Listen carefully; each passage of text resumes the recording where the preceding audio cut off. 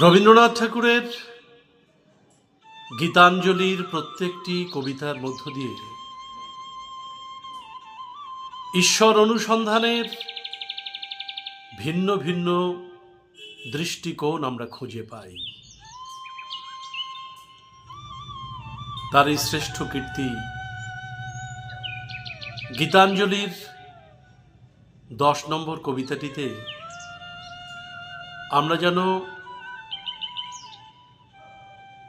গীতার সেই বিশ্বরূপ দর্শনের কথা আমরা যেন জানতে পারি।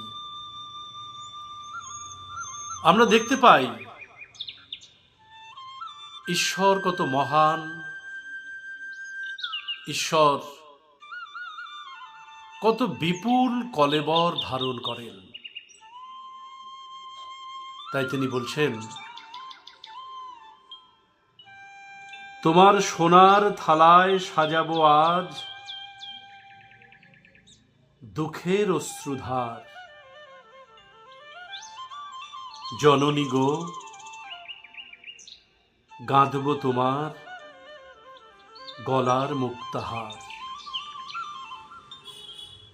চন্দ্র সূর্য পায়ের কাছে মালা হয়ে জড়িয়ে আছে।